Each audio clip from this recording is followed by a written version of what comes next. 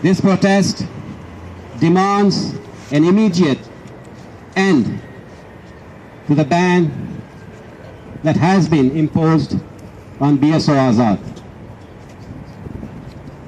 So far, in the recent years, since 2009, Baloch Troops Organization Azad has lost many of its members. According to a report by the Central Committee of BSO-Azad, almost 110 members of this organization have been executed after being tortured in the ISI Gestapo chambers. Hundreds are still missing. The vice chairman of BSO-Azad, Zakir Majid, was enforced disappeared by the intelligence agencies, by Pakistan Army in 2009, and since then we don't know anything about him. The family members, his comrades and friends fear that he has been executed. Secretary General of BSO-Azad, Raza Jahangir, was target killed inside his house in Balochistan by the paramilitary troops of Pakistan Army. Hundreds others are working for the rights of Baloch people, but because of the ban, they cannot surface. And they are being hunted down by the Pakistani Gestapo, by the paramilitary troops. There are outstanding warrants of the acting chairman of BSO-Azad, Karima Baloch, for her outspoken speeches on the rights and freedoms for Baloch people. Balochistan is almost the mass size of half of Pakistan. It's a rich area where you have gold, where you have oil and gas. Balochistan has a 700-mile coast with the Arabian Sea at a very strategic location, and the deep sea port of Gwadar that is located in Makran at a very strategic spot from where the international oil is marketed. This deep sea port of Gwadar is completely now under control of the Pakistani Army, where, with the help of China, the strategic partner of Pakistan Army, they are combined in controlling the port of Gwadar and building naval bases and air bases to be used for military purposes. The local inhabitants, not more than 70,000, have lost their lands and homes, have been completely displaced from there.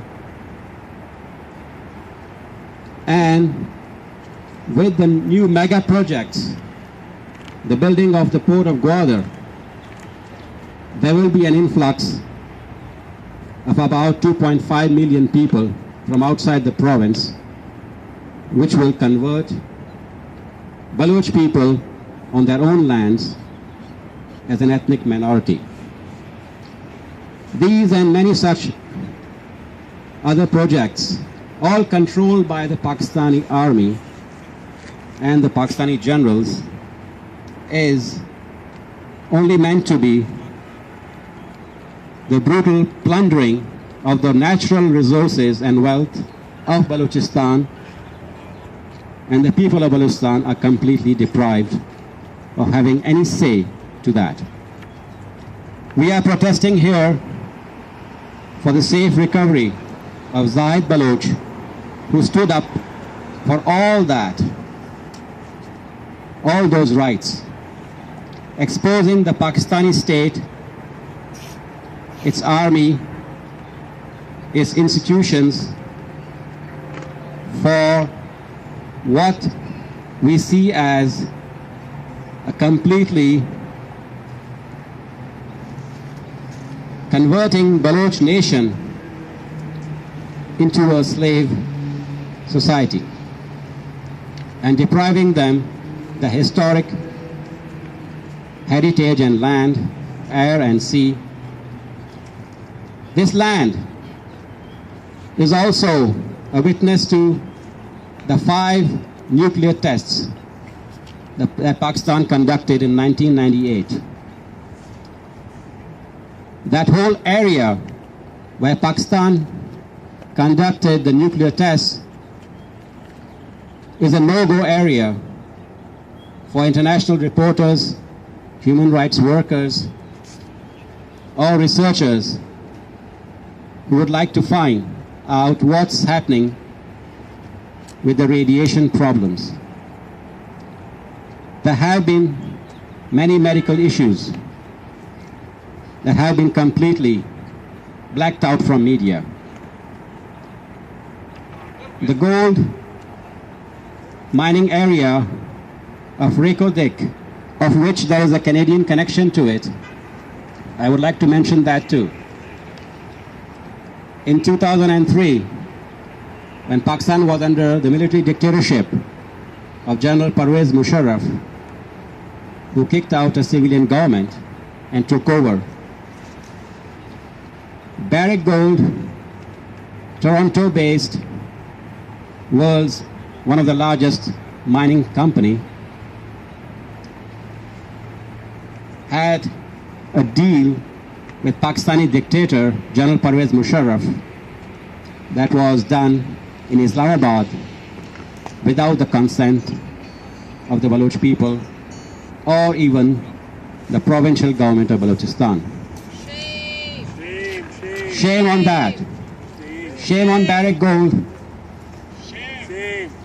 for making deals with military dictators and plundering the wealth of poor nations. Finally, because of large-scale protests throughout the world and in Balochistan also, on so many different levels, that deal has been cancelled. But now, the Pakistani state from Islamabad is handing out that same contract to China. Shame! Shame! Shame! This is how Balochistan's natural resources, its land, is being exploited by the state and its military rulers. These are the issues for which Zahid Baloch struggled and stood for. And today, he's behind the walls of a torture chamber where we fear, if not already, he might be very soon executed and his body dumped in the fields. Because this is what's happening in Balochistan. More than 800 abductees, the illegal abductees, the enforced disappeared people of Balochistan. The number is around 18 to 19,000, picked up by agencies and the Pakistani Army and the Frontier Corps and the paramilitary organizations. 800 of these illegal abductees were tortured, executed extrajudicially, their bodies dumped in the wilderness, on the streets, in different parts of Balochistan. This could be the fate of Zahid Baloch if he is not saved. We appeal to the Canadian government, to the democracy and peace-loving people of Canada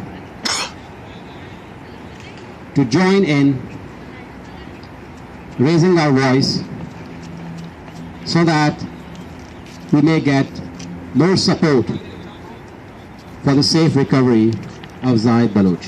Thank you.